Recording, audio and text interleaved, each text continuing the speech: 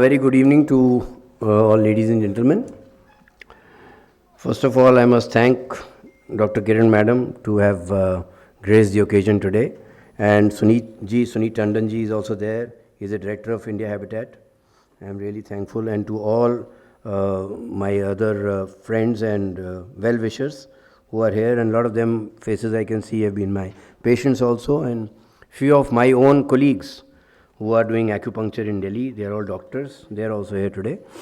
So it's really a matter of pride for me that I am going to talk today. And in spite of such a hot and humid weather in Delhi, with crossing 45, and I still find a good number of people present here. I was just thinking that maybe Sunita and me would be there and nobody else will be there. So I am really glad that you've made it today. So, friends, I would like to introduce you to a system.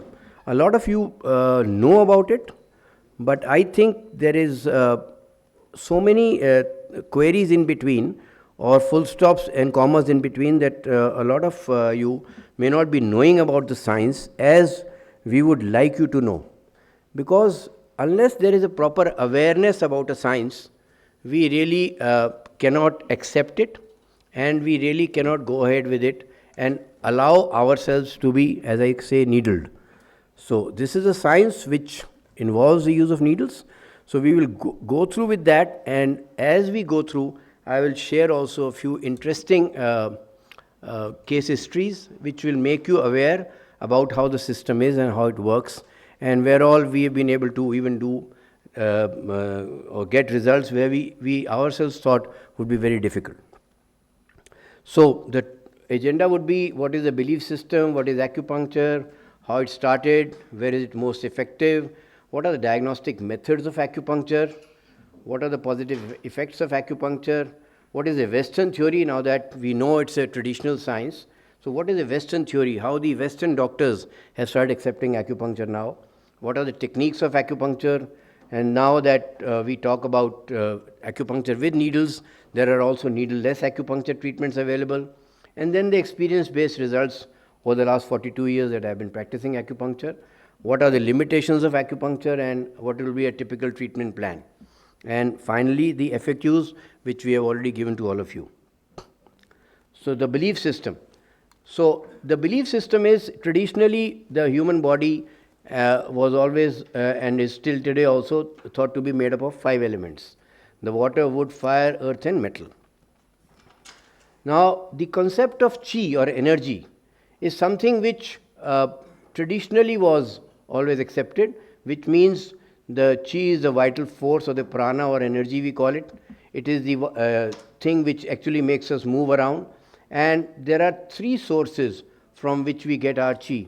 One is from our parents when we are born, that is the prenatal chi, the food which we eat which every day, which gives us the food energy, and the air which we breathe. So this is the 3 sources from where we get our energy from. Now this energy is divided into 2 types.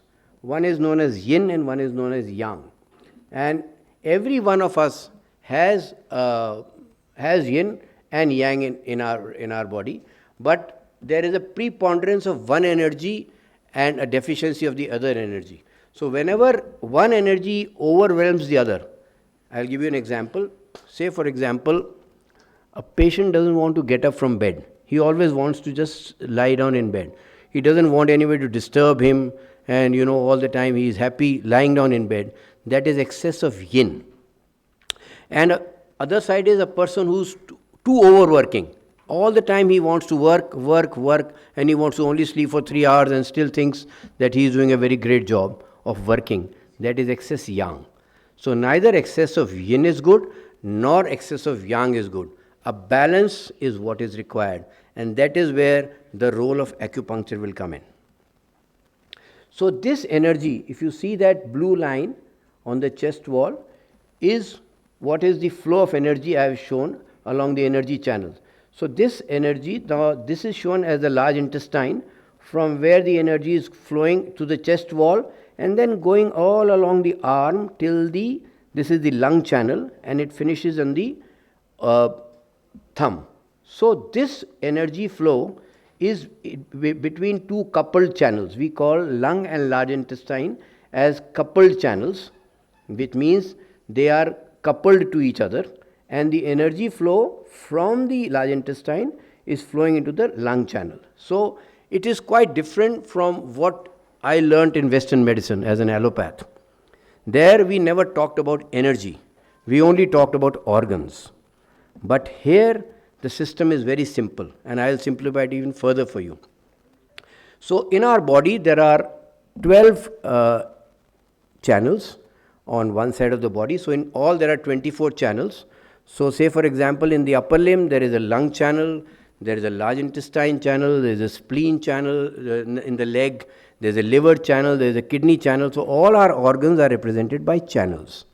So the disease process is like this. So when the disease enters our body, even if it's a viral fever or a pain, it will enter on the superficial level, which is the channel level. Once the disease is not cured at that level, then it goes down into the subcutaneous tissue. And finally, when it doesn't get better there also, it goes deep into the organ. So the disease starting process is from the superficial channel, which we are talking about here, to finally the organ. So if suppose somebody says to me that in your tongue or pulse diagnosis which you did on me, what did you find? So we can actually find out whether the disease is now at the channel level or has it reached the organ level. And according to that, we will make our protocol of treatment. Now, this is the meridians I was talking to you about. So each of these meridians is linked to an organ. Say for example, lung is linked to the lung channel, the kidney meridian is linked to the kidney channel. There will be two names you will be feeling a bit surprised about, the pericardium. Now the pericardium in the acupuncture theory talks about the covering of the heart. As Western medicine doctor we have talked that the covering of the heart is called pericardium. But in acupuncture theory it is the functioning of the brain. So anybody who has disturbed brain functioning, which would mean depression, anxiety, insomnia, stress-related problems, it will be the pericardium channel which will be the most affected. And then there are two midline channels also. One is the front midline and one is the back midline. Now this is a very interesting concept which all of you must have heard about, but probably never thought it could be so scientific. And now it has been proven beyond doubt by the scientists, the acupuncture doctors who have done scientific work on it, that in a 24-hour cycle, there are 12 organs which I have talked to you about. So every organ has got 2 hours of peak energy flow. Say for example, the lung has a peak energy flow between 3 to 5 am. Every organ has its fixed time. The large intestine is 5 to 7 am. The stomach is after that 7 to 9 am. So the reason why traditionally our forefathers told us that you should go and clean your stomach in the morning between 5 to 7 am, because the large intestine is working the maximum for those 2 hours. After that, the energy in the large intestine's channel starts falling down. So whatever you are going to do after that will be a forced process, will not be a natural process. So they did a study in San Francisco. This was about 15 years ago. It's documented, all available on Google. That they found that in a hospital setup, they checked as to how many people are coming with an acute attack of asthma. And they found that between 3 to 5 am, which the traditional Chinese people, when they started acupuncture, have always been telling, but nobody bothered listening to them. And now we listen to them, because actually in an emergency room in our hospital also, if we do a random survey, we will find most number of attacks of asthma occur between 3 to 5 am. Because the maximum energy flow happens between 3 to 5 am. Even at homes, if you have children or if you are an asthmatic yourself, you will find your most acute attacks will happen between 3 to 5 am. Similarly, they did another study wherein they found that the number of heart attacks or patients coming with angina pain or chest pain is on the heart channel is between 11 am to 1 pm. And they found this is also very correct. So 60% of the attacks of heart happen between 11 am to 1 pm, which is a very big number to say. So this correlationship again proved to an extent that the traditional people were not fools, and they had some reasoning behind it why they formed this biological clock. So acupuncture, as I said to you, is an ancient art which is more than 5,000 years old, where acus is needle and puncture means to penetrate. And we have nearly 800 acupuncture points known today. I have told you about the 12 channels.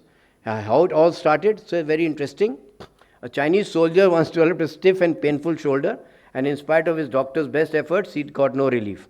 So one day a miracle happened. There were two armies fighting each other, and this guy just shot an arrow, and that arrow was in the foot. You can see that arrow there. And immediately his shoulder, which was frozen, immediately got up. So he thanked his enemy, saying, "Thank you very much. I was never able to lift this shoulder in spite of all local therapies, and your..." So this is the first acupuncture point, which was then, and I still use it in my practice today. And this point is known as stomach 38. It is the number of the point. And if you put a needle there, you can actually treat a frozen shoulder. So this is also a myth that if you have a pain in your shoulder, the doctor will put needles there. No. You can put a needle distal to the area where you have a problem, and still that local area can get benefited. So the science is amazing. I can treat a migraine headache by putting a needle in the foot. So why and how it works is a totally different concept, and that is much more scientific, and that can also be explained, not in a small talk like this, but it is because of these channels which are flowing through the head, that there is a liver channel which is connecting and coming down to the foot, that if you put a needle there, same way the frozen shoulder. So there is a channel which is going around here, which is the large intestine channel, don't confuse with the organ. And that large intestine channel is also linked with the stomach channel. So when you put a needle on the stomach channel in the foot, at this arrow is showing, immediately the pain in that particular channel gets okay. Now, the list of conditions. WHO has approved acupuncture for the treatment of following diseases. So there is a long list: respiratory diseases, GIT, gynae, neurological, musculoskeletal, miscellaneous. So going to the respiratory diseases, here I would like to mention two very interesting cases which could be of interest to everybody sitting here. One is of a cardiologist. I am not going to give names, that's not right. He is a cardiologist with Gangaram Hospital. He is a colleague of mine at the hospital, and he had a very severe allergic rhinosinusitis. He had even done drainage 2-3 times. He had taken steroids, he had taken antibiotics. Every 2-3 months he was on antibiotics. And this has been going on for 6-7 years and not getting any better. Just acupuncture given over a period of about 3 months, I would say. It is not done every day. It's initially done thrice a week. Patients get better twice a week. Patient gets better once a week and stopped. So over a period of 3 months, and it has been over 15 years now, he has not had even a sneeze. Forget a cough or a cold. So the question is that unless there is awareness, people will not accept any science. So the awareness part is very important, and I'll come to that also as I move on with my presentation. Then gastrointestinal disorders. This is another very common problem in Delhiites, IBS, irritable bowel syndrome. And most of these patients with IBS have overall stress. So patients will immediately after a meal rush to the washroom.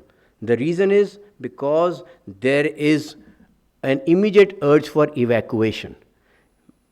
Try and understand the stress is the root cause, and that is not being treated. So most of the times as allopaths, we will give them some regulatory medicine, some Normaxin, some antibiotics, some probiotics, but that will not cure the problem.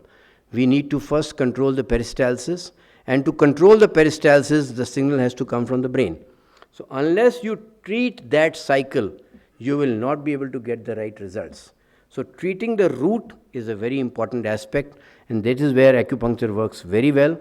And there, I will recommend all of you, when you go back home, must open up Google and see the number of scientific studies available today with acupuncture on any of these diseases, and you will get plenty of evidence. So it's all evidence-based science now, no more, holy-poly science, and it is accepted worldwide. I was just being interviewed by India Today people who had come just before, and that lady who was interviewing me asked me that how many countries. So I said over 103 countries globally, including the whole of Europe, England, Australia, America, everywhere, acupuncture is accepted as an independent healthcare system. There are colleges on acupuncture there, and now even the insurance companies have started covering acupuncture there. So we are lagging behind, and I'll come to that also, why we are lagging behind. Then coming to the gynae disorders, this is a very big gray area where modern medicine has no answers, particularly in simple conditions like dysfunctional uterine bleeding, endometriosis, and polycystic ovarian diseases, which can also lead to infertility.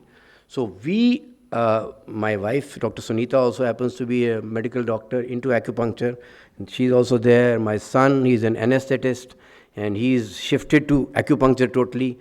He's done his post-graduation in fellowship in pain, but he's totally shifted to acupuncture because he also realized that the amount of results which we can give here is much better than even Western science. So, Sunita, my wife, is doing a lot of work in infertility. Last about 10 years, we have done a lot of work in patients with failed IVF and IUIs who come to us, and they are able to still conceive with acupuncture. So it's a very, very, and let me tell you, in the Western world, every infertility team has to have a medical acupuncturist on board. So this is the type of level of awareness which is there in the Western world today, which we are still not having it in India today, because they feel that it is something which is very akin to, and most of these ladies who, even men, why falter the ladies only? So many men have low sperm counts. Even their acupuncture is used to increase the sperm count. So there are so many gray areas which we can cover up. And then again, if anybody goes through a repeated IVF and it has failed, the amount of stress which is released can lead to another failed IVF. So there also acupuncture plays a very important role to bring down these stress levels. Then neurological disorders, I will just mention trigeminal neuralgia is one of the commonest problems which we have treated in our practice with very good results. We have an air marshal of the Western Air Command.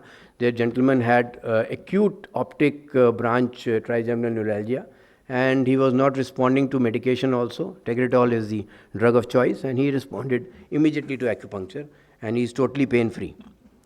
So musculoskeletal is the area of maximum work in acupuncture globally, which includes everything right from a cervical nerve pain to a cervical radiculopathy to a mid-back pain to a low back pain to a disc problem to a sciatic nerve pain to knee arthritis, frozen shoulders. So almost all the gamut of pain conditions. I have treated a lot of sports person, a lot of cricketers from our cricket team who had problems because of injuries to the back, injuries to the shoulder, and they have responded excellent to acupuncture. So the good part is it has got no side effects. Remember, that is the most important thing which should be the takeaway today. Then in the respiratory disorders, the list is long. So commonest we will treat would be a common cold, sore throat, sneezing, sinusitis, asthma, bronchitis. In the GI disorders, gastritis, constipation, IBS, I've talked to you. Gynae, again, I've said to you, dysmenorias, infertility, neurological, facial paralysis. This is something which I saw very often in China, I think, because there a lot of the winds which blow there are quite chilly. We don't have that much of chill here. Beijing, incidentally, sees a lot of patients with facial palsy. And almost every OPD that I would be going in the during my tenure of my workmanship there, I found we would every day get 2-3 patients because the chill attacks the face muscles and that causes the paralysis of the facial muscles. Then post-herpetic neuralgia reminds me of a gentleman. He was even given a video recording on YouTube. If you just go and see my channel on YouTube, you'll be able to see Rajiv. I think all of you must, Rajiv Sethi. He's a very famous interior designer gentleman. He had herpes, and after that he had a very severe neuralgic pain of herpes, which was not getting even better with injections of morphine. You can imagine the amount of pain which a person can go through. And he was brought in to me by another patient of mine, Kapilaji, is no more now. She used to be the director of IHC, and she brought her to me saying, yeah, you have tried everything, untu mere naal chal, I'll tell you the way out. And he came to me, and believe me not, I had very recently bought a new laser machine. Again, I will be talking to you about lasers also in acupuncture. And Rajiv was not very comfortable with needles. So I told him, I'll just give you only 4 needles. And in the area of pain, where he was complaining of the pain, the lesions, I'll be using lasers. So first session itself, the guy went back home and slept. And I totally gave him 5 sessions only. So I think the most important thing which I have learned from that is that the earlier you come, the better and quicker are the results. The more chronic the disease becomes, the more slower are the results and more time it will take you to get the results. Then I have already covered cervical spondylitis, tennis elbow. Then miscellaneous hypertension. A lot of people will ask me whether in high blood pressure acupuncture can be a cure. Well, if the patient has not started medication, that is the best time to start acupuncture. If the patient is just been diagnosed as hypertensive and he is not on medication, or even if he is on a single drug but less than 6 months to 1 year duration of illness, they are the best patients to be able to even stop the medicines and be able to totally get over with the high blood pressure problem. But once the disease becomes chronic, patients have been on medication for 5 years, 10 years, 7 years, it's very difficult to think in terms of a complete remission. You can reduce their dosage of drugs, you can reduce their dependency on drugs to some extent, but you cannot stop the medicine. So we should be very clear in our mind where it will work, where it will not work, and don't give any false promises to your patients. Then Meniere's disease, tinnitus also we have had good results. Deafness only if the hearing loss is less than 50 decibels, acupuncture works. If it is more than 50 decibels, we normally would say no. Bedwetting in children, again I will let you know where all we have done. Optic atrophy is another very rare condition where Western medicine doesn't offer anything. But I have been lucky that I have had almost in my 42-year career at least 100 cases of optic atrophy. And I must tell you that 40% of them recovered vision, which is again a very big thing for me or for anybody in the medical world. Because 60% failure I knew from the beginning, because these patients come to us with almost negligible vision or maybe hand movement or maybe a finger count. So from that position onwards, if we are able to improve their vision, it's a great thing. So this reminds me of a very interesting case of a gentleman who came to us from Afghanistan. He used to be an undercover for the CIA, working there, and the Talibanis came to know about it. And they put ethanol in his drink. And ethanol, as all of you must be knowing, straight away damages the optic nerve. So he went into coma and both his eyes' vision was lost. His parents were doctors there in Afghanistan. They came to know about me, I don't know from where. So he luckily came out of the coma, but he was totally blind. So they said, no, we would want to try. So they came to me from acupuncture. Ismatullah is his name, he is still coming to me. And that gentleman, when he came to us, there was no vision. So normally, if the patient can't even see the hand movement, we refuse. I am very clear about it. We refuse. We say, no, we cannot do anything, because that means there are no optic fibrils which are there to be activated. But the parents persisted, said, okay, give it a try for 1 month. I said, okay, we will give you a try for 1 month, but I am sure it will not work. But as things turned it out, it worked. And today that boy who would come with his brother has gone back to Afghanistan, and he single-handedly lives in a rented accommodation near my clinic and comes to us every day for treatment. And his vision has almost come back to about 40%, which means he can do all his work himself, he can cook himself, he can come to my clinic himself. Earlier, without support, without his brother, he could not move out of his house. So I think somewhere down the line, we need to understand that there is so much more to the science than probably what we are aware of. So we need to also so many times think whether we should try and use this science more in the hospitals also. Because today, it is only in the private practice available. So we need to make it somehow available at the government level, so that more government hospitals provide free treatment, and once that free treatment is available, you will get many more studies from India than from anywhere in the world, I can tell you. Now this is smoke cessation. Again, a lot of foreigners come to me. I don't know why Indians don't come.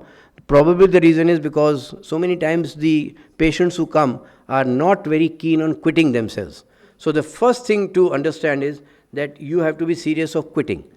So if you are serious on quitting, but you are unable to quit because your craving is not going, acupuncture is the way forward. It's very simple. We have a protocol in the ear where we will put some needles there, and these needles are retaining needles in the ear. We just leave it there and forget it. And it is absolutely painless. The patient doesn't even come to know their needles, and that starts finishing your craving.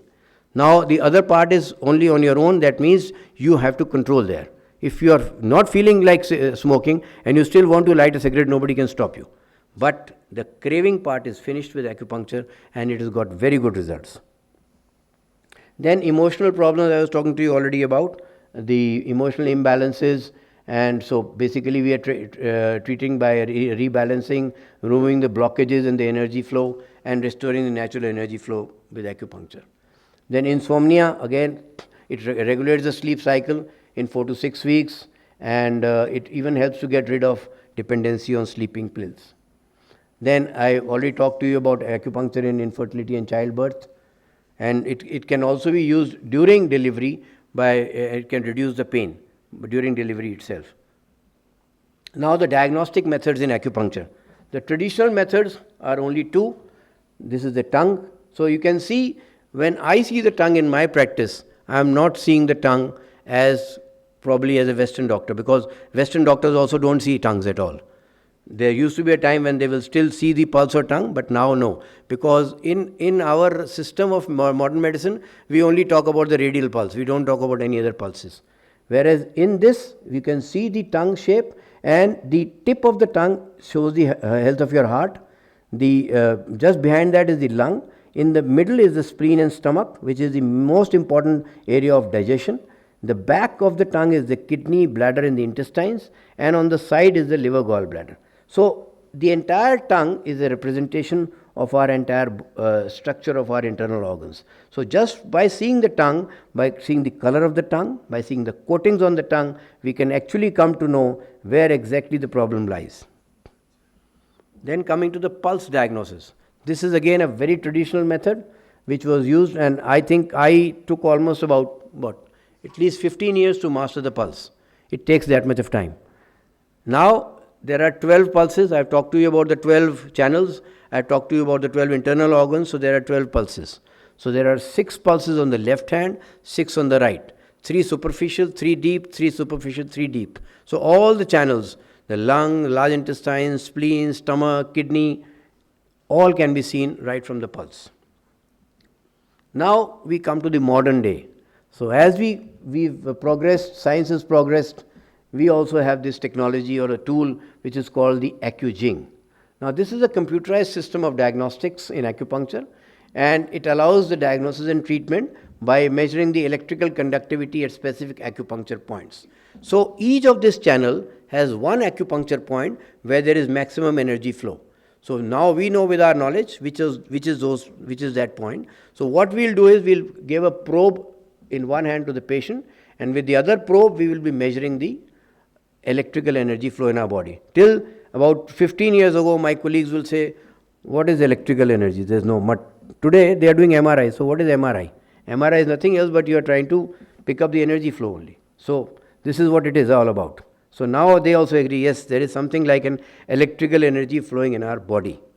So we measure that on this system, and once we measure it, we are able to also get an idea about the imbalance of the energy flow in our body. Like what we were able to get with the tongue and the pulse, this is a modern method.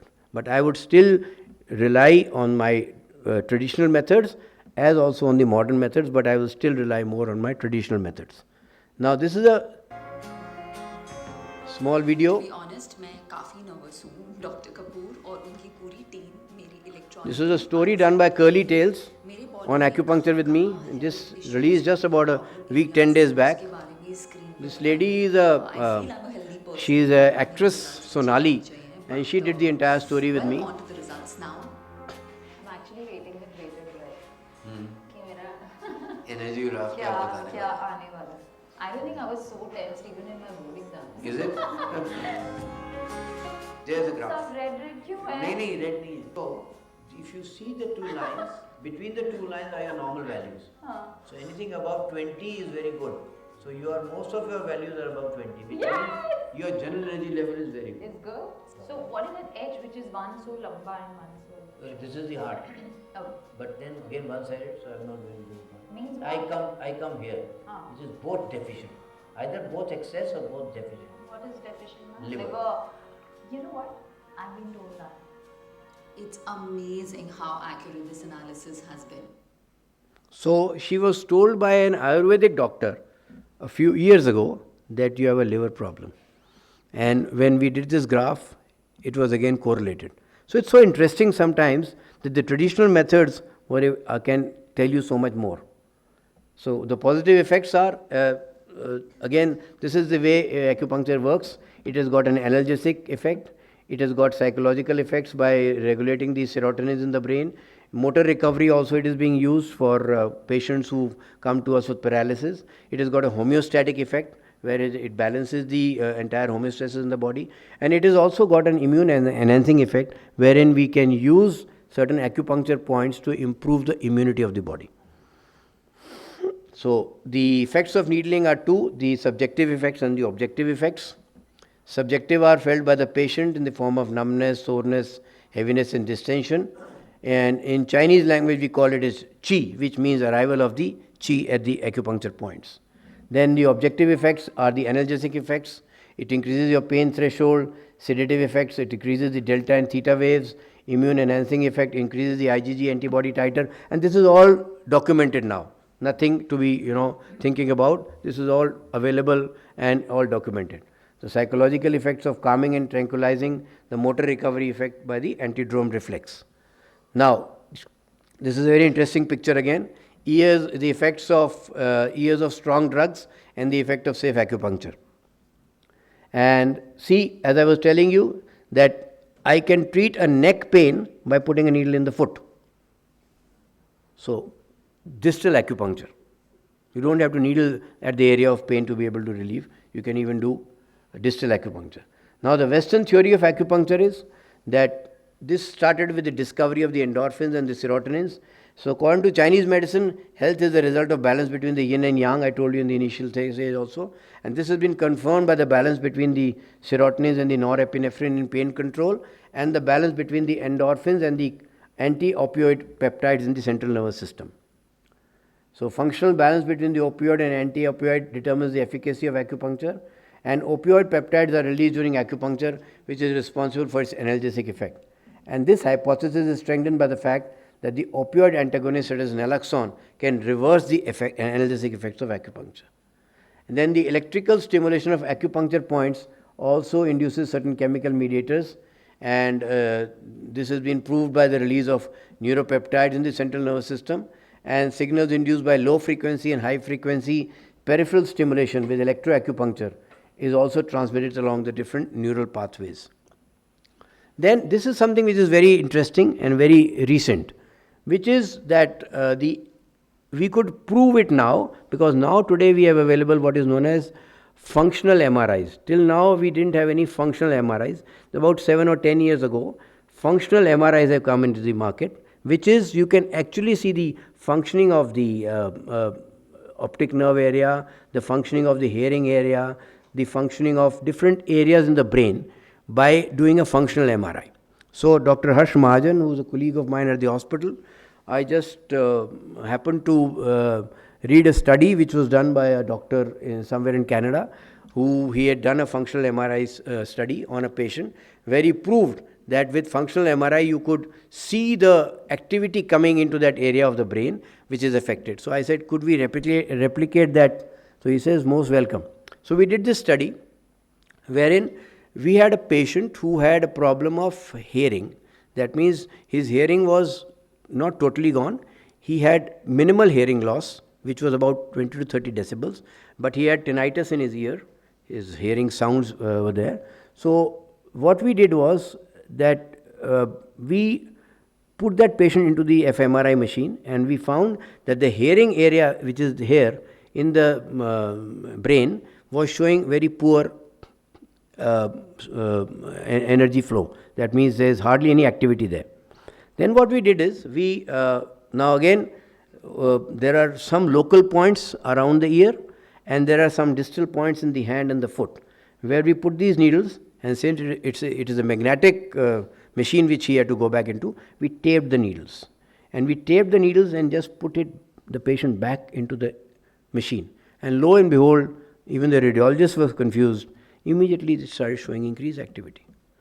So this was so interesting that everything is scientific, but unless you have the right equipments available, how do you prove it? So luckily for us, the fMRI came. Then I replicated this story on another patient of mine who had come for a vision problem. So we did the same needling in the optic nerve area. This is right at the back of the head. Our optic nerves come from there. So we did needling there, and again pushed the patient into the tunnel of the MRI machine, and we found the vision area of the brain started showing increased circulation.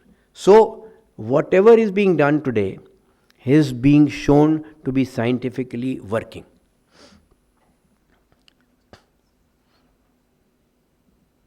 Now, what are the techniques of acupuncture? So this is with needles. मुझे ऐसे पता नहीं क्यों लग रहा है ये वाला पॉइंट बहुत पेन होने वाला है. कुछ नहीं होगा, बता. नहीं हुआ. लग गया. We are done. A good acupuncturist is one who uses least number of needles. So Oh really? you should not use too many needles. Oh. Ideally 10 to 15 is what is enough. Oh God, अच्छा. Okay. Okay. Okay, that is not. She was quite afraid. Specific to my health and pressure points, Dr. Kapur ने उन्हीं नाड़ियों या pressure points पर needles लगाए हैं. Acupuncture also helps with issues like pain, stress and digestion. While the jury is out on how effective acupuncture is, ये science alternative medicinal practice में अपनी छाप definitely छोड़ रहा है. So, the most interesting aspect of this video which I wanted to share with you, this lady had tenosynovitis. Very common with all the people who use all the time mobile. So they develop a acute inflammation of the tendon. And this, she had that, and she was so courageous that during the entire shoot which we did, she said, you use all your therapies to treat this problem. Now, to treat this, I did not use any local points because that can sometimes actually trigger the pain. So it's very important when it's a chronic case, then you can use local needling. But if it's acute pain, you should not use any local needles at the area of the problem. So you go distal. So what I did was, if you see there, I did the ankle. So the wrist and the ankle are linked to each other. So what the new theory is, and this is very interesting, that if you have a shoulder pain, you can treat the hip to treat the shoulder. If you have an elbow pain, you can use a knee to treat it. And if you have a wrist pain, you can use the ankle to treat it. And vice versa also. So it's so interesting. So you don't have to do local needling there at the area of pain. You can do reverse, go to the opposite side, needle on that side. And we did that only, and her pain immediately got better in that area. Now, ear acupuncture is a micro-acupuncture system, which is again very traditional, but it is very effective. We have got many acupuncture points in the ear. The small ear has got 85 acupuncture points. And you'll be surprised that in our old traditional history of, if you go to small villages, you will find a lot of people wearing those rings. Now they do it for cosmetic purpose, but earlier they used to do it for a medicinal purpose.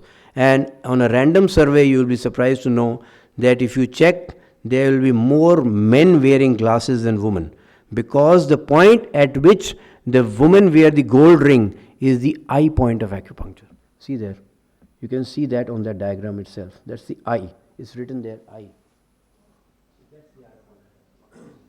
So it's very interesting that everything is so scientific, and yet since it was never postulated or never pushed into scientifically understood that we never got anything. I'll just give you a small example here of a very interesting case of a child who came to me from a village. I will call it as a village only, in neighboring Delhi, so Sultanpuri or somewhere.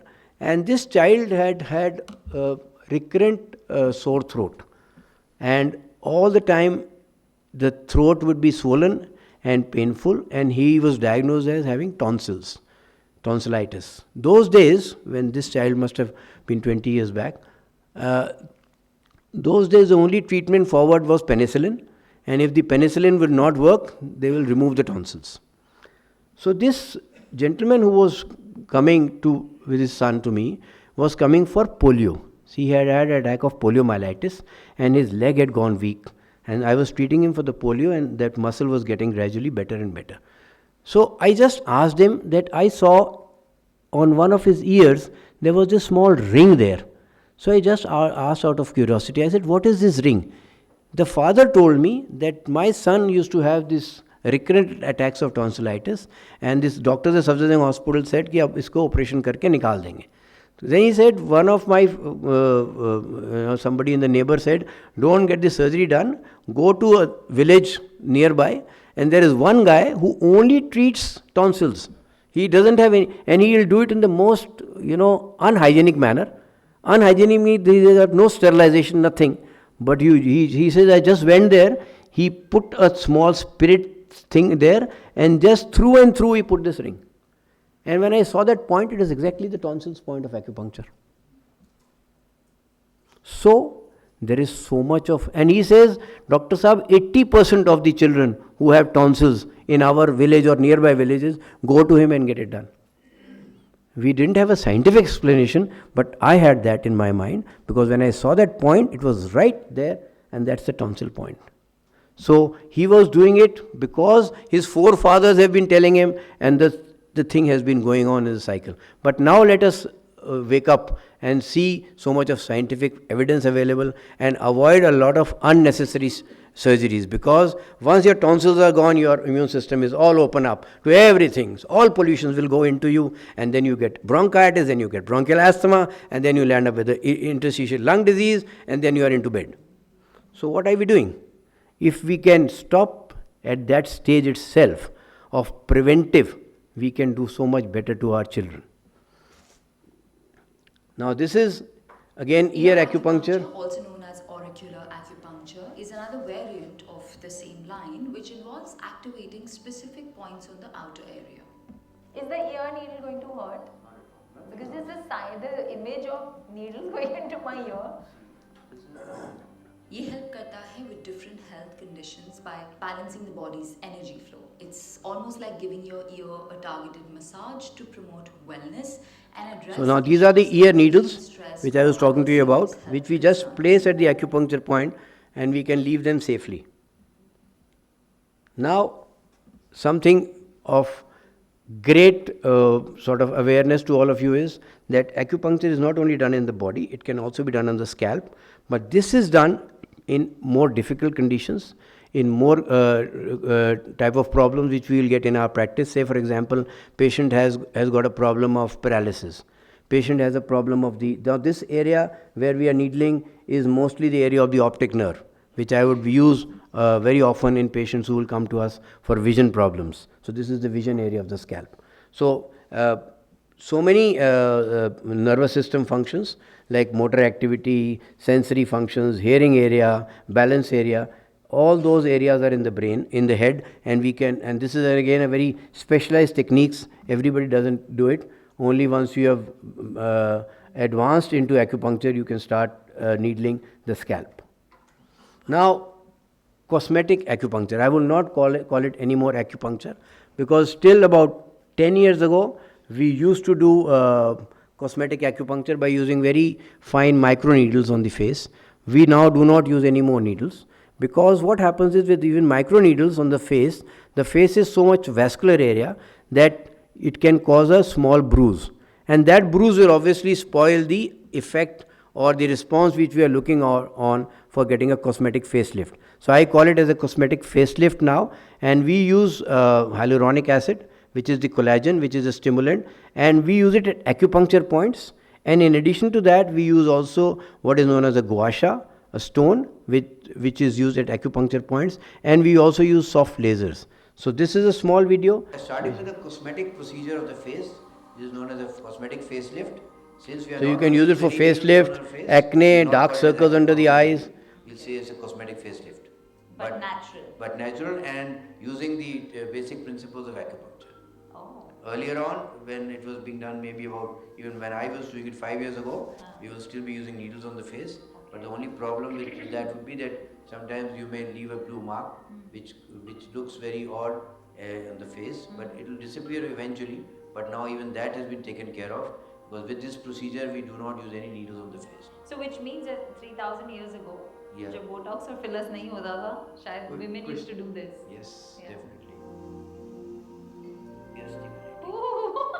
You feel it, Feels, yeah, pricky and ticklish also.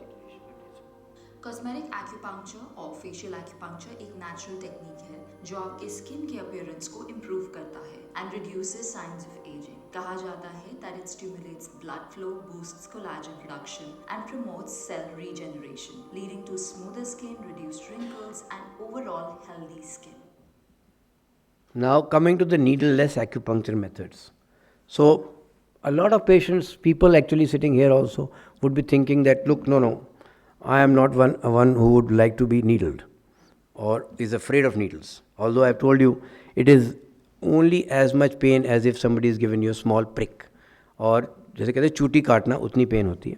But even some people are so apprehensive. Although the needles which we use in our practice are all single-use, pre-sterilized needles, one use and we are throwing away. So low-level laser therapy is something which we added to our armamentarium about 25 years ago, and now we have some of the latest lasers available from France which we imported, which are very, very good, because these are pulse lasers. They give you high intensity stimulation over a period of a short time. So maximum time of exposure at an acupuncture point with a pulse laser would be between 30 seconds to 1 minute. So if you choose say about 15 or even 20 points of acupuncture which you need to treat, you will just require about 20 minutes. That's about all, and the session will be complete. So the same points at which I would normally put a needle, I will use a laser beam, and that laser beam has got a pen laser, so it is focused light on the acupuncture point. So this is also very useful, particularly for musculoskeletal disorders, joint pains, back pain, neck pain, skin diseases, and again for all cosmetic purposes we also use this as a very important part of our facial lift program, the cosmetics. Then color puncture, this is what I use in children. So small children coming to us with different problems and afraid of needles again, we will not use any needles on them. Early cases of cerebral palsy, early ADHD patients were less than 7 years of age. This is what we have found with our working on so many children, that if the child is less than 7 years of age, the response is very good in autistic children also. Beyond 7 years, we found the results are not that good. So we normally restrict ourselves to that. Optic atrophy also, we can use this color therapy unit, and in migraines and sinusitis also, where again, as I said to you, if you have to use local needles, they can be sometimes painful because there is little fat on the face, and sinus headaches also. So there also we can use colors, and also in small children. Color puncture, also known as color light therapy, is another variant of acupuncture that uses colored light to stimulate acupuncture points in the body. So different colors you can see, right from the entire Vibgyor, violet, indigo, blue, green, yellow, orange and red. So orange and red would be more stimulant colors we use where there is deficiency or lack of circulation in the blood. And violet, indigo, blue, mostly in patients who have got excess energy, that means acute pains. So acute pain, choice would be violet, indigo, blue color, and chronic pains where there is more blood deficiency patterns, we will use a red color. These are lasers. Yeah, no, this is color puncture. Yes. Then moxibustion. This is a part and parcel of acupuncture. And this is something which is very effective as a tonification treatment. So people will say, what is tonification? Tonification is very simple. Suppose, as I said to you, patient has low energy levels. He is very tired all the time, he is lethargic, means there is a deficiency pattern there. Or doesn't want to get up, or even if he gets up, he feels pain in the back, he feels stiffness in the back. So there are deficiency patterns and there are excess patterns. So by seeing your tongue pulse, doing that diagnostic test on the computer, we are able to exactly find out the way you talk. The volume of your talk also tells you whether you are a yin personality or a yang personality. So that much, just your first consultation gives that much of information to us as to what is the type of personality you are. And accordingly, your treatment plan can be changed. So moxibustion is a very effective treatment. It can be used in diarrheas, it can be used in painful joints, it can be used also in asthma. Now there are many techniques for moxa, you can see. Uses burning dried herb to stimulate specific points on the body. Roll moxa involves burning herbs in a stick form to target acupuncture points, while rice moxa uses small rice-sized pieces directly on the skin or points. Salt moxa uses salt and herbs for a similar effect, often applied on the belly button. What is this pyramid burning on my nail? This is very good for all digestive problems. Acupuncture के मनका bamboo moxibustion में they use bamboo filled with moxa to apply heat to acupuncture points. These techniques aim to promote healing and balance in the body's energy flow. And they are all very safe. This is cupping therapy. Again, a lot of physiotherapists have been using it today, I see all over. But basically, it's a part of acupuncture only. So this is done in a lot of patients where there is stagnation or where there is acute pain. A lot of the athletes use it today because they want to improve their stamina or they improve their mobility of the joints and all, where they get injuries and the blood tends to stagnate there. So you can improve this stagnation of blood by using cupping. So we also use cups in acupuncture, but then in acupuncture we use it more at acupuncture points specifically also, in addition to these areas which are local areas of stagnation, but we use it at specific acupuncture points also. Then sonopuncture is another needleless technique in which sound waves are used at acupuncture points, again without needles. Then gua sha therapy or scraping therapy, this is also very useful for pains, backaches, neck pains, and a very special herbal oil is rubbed into the acupuncture meridian with a jade stone, and this is known as gua sha therapy. Accutron is a needleless type of acupuncture treatment in which we use microcurrents, milliamp and microamps, and interferential currents, and this is again very useful in musculoskeletal pains. But as I said to you, these are all needleless techniques for the needle apprehensive patients. Accutron is a needleless type of acupuncture treatment that helps acupuncturists deliver controlled electrical stimulation to acupuncture points on the body. This stimulation is believed to enhance the therapeutic effects of traditional acupuncture by promoting circulation, reducing pain, and helping the healing process. Now, this is something which is very new, which I would love to share with you today. Probably this could be a takeaway for you. This is a Japanese style of needleless acupuncture, wherein we are not using any needles. This was developed by a Japanese neurosurgeon, Professor Nagata. Me and Sunita are lucky enough, 5 years ago, just before the COVID came in, we had gone to learn this technique from him. He only knows Japanese, so he doesn't travel abroad at all, anywhere. And this gentleman had his own story, and that was that as a neurosurgeon, he developed a pain in his back. So he went to his colleagues, got physiotherapy done, took painkillers for a month and a half, no relief. Finally, they said, okay, we'll try some steroid shots into the back. They gave steroids also, no relief. Finally, a colleague of his was doing acupuncture in Japan, in Kyoto, where he is from. And he went there and he took acupuncture from him for 1.5 months, and his pain got all right. That one thing changed his entire life. I can't believe it. 15 years ago, he decided to quit neurosurgery, went to Beijing, did acupuncture, and now he does only acupuncture. So sometimes these things can be so mind-boggling to even think that you could change your profession from being a neurosurgeon to now an acupuncturist. So this gentleman developed a new technique, which I have learned from him. This is called as prickling neurostimulation, wherein he doesn't use any needles.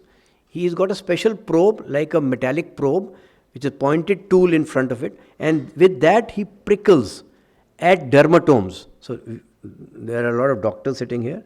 They know what is dermatome. So we also know by our knowledge of modern medicine that a dermatome supplies a particular zone. Say for example, you have a numbness in your thumb. So the thumb is supplied by the C6 dermatome, the cervical 6 dermatome. From the cervical spine it goes in there. So what he would do is, he would just prickle at that area where the dermatome is starting from and all along the course of the dermatome. And the patient will feel much better immediately after one session. So he then did a lot of serious scientific studies, and he has developed a lot of protocols which we follow now, and I follow it, and it is very, very effective. So this is the dermatome pattern, all science, no humbug here, nothing there, and a lot of these points over which he does the prickling are also acupuncture points. Now this is a patient testimonial which this lady had recorded. Acupuncture has really changed my life. See, the first and foremost thing, surgery was avoided. She had a disc prolapse, acute sciatica, And I can do whatever I and want to do. only bedridden totally. Advised surgery by 4 surgeons in Delhi. So I can do anything. I went to Vaishno Devi, I can bend, I can do skipping, I can do cycling, I can do anything. With surgeries, there are limitations. I would thoroughly recommend acupuncture. But you should have faith. That's what Dr. Raman Kapur he gave me. He was like, have patience. It will take time. मैं ठीक कर दूँगा. And there I am today. This is another patient. It is almost 3 to 4 years after the COVID, and I have stopped all the antibiotic medicines. I am not taking any antibiotics since last 2 years. He had allergic bronchial asthma. Relief, and he has changed my life. I have no words. I have so much faith on acupuncture. Even anyone asks me for any disease, I just recommend them to go to Dr. Kapur, not for asthma, for anything. So our experience-based results, as we come to the end of the talk, we treat almost about 5,000 patients every year at our clinic in New Delhi, which includes my clinic, private clinic, and also at Gangaram Hospital. The percentage of ailments treated, pain 60%, neurological conditions about 10%, gynae ops about 10%, lifestyle disorders like diabetes, hypertension, stress, anxiety another 10%, ENT, eye and skin diseases about 5%, and respiratory and gastrointestinal disorders about 5%. And following conditions are beyond the scope of treatment with acupuncture. Where surgery is recommended, definitely we will immediately advise the patients to undergo surgery. Patient has a knee joint which is deformed. You can't treat deformed joints with acupuncture, so we tell them to go for surgery. Acute infections like tuberculosis and meningitis.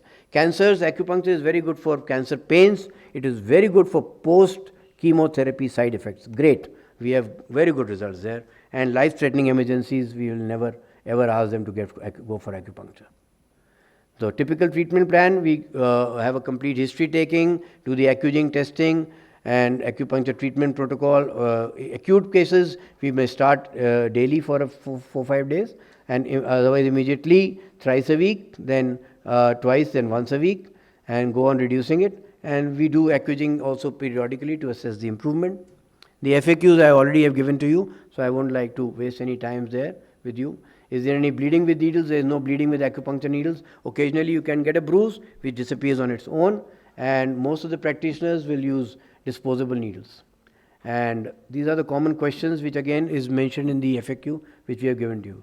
The last and most important aspect, which Dr. Kiran is here with me and I would like to share with all of you, is what is the present status of recognition of acupuncture as an independent system of healthcare in India. See, my struggle with the government of India started almost 2008 I got the Padma Shri, and since then only I have been pushing governments, because all politicians come to me for their treatment. But when you ask them to get our work done, they will say, okay, we'll look into it, we'll form a committee, and then it goes on.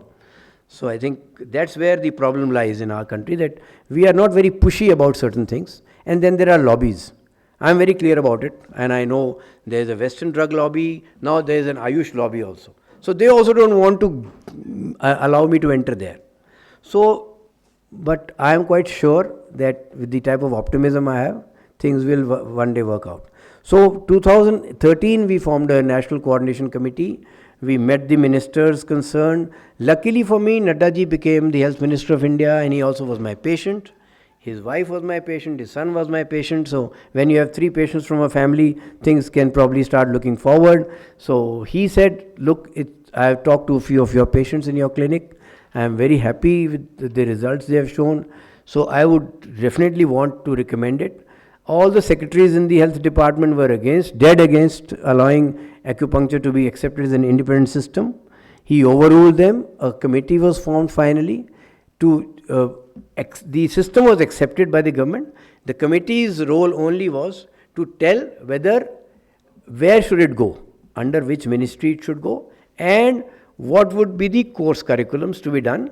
So everything has been finalized. The committee was headed by none other than Dr. V.M. Katoch, who was the ICMR director at that time. He was also the DG of Health Secretary, and he headed the committee. I was the vice chairman of the committee, and that report was submitted somewhere in 2019-20. COVID came in, so the delay happened because of that, but the decision is still hanging in fire. Why? Because the committee clearly states that it is high time that acupuncture should be recognized as an independent system of healthcare in India, like it is already done in over 108 countries world over. And there is no reason to see why it should not be, and it should come only under Ayush, which is where it should be. Modern medicine will not accept, I agree, because this is a very traditional method. It's a complementary system of medicine, so it has to go under Ayush only. But the Ayush people are not very favorable to the idea of getting another system under there. So we are still waging our battles, and I hope we should be able to win one day and get due recognition to the system, and that is what our dream is. Thank you very much, all of you.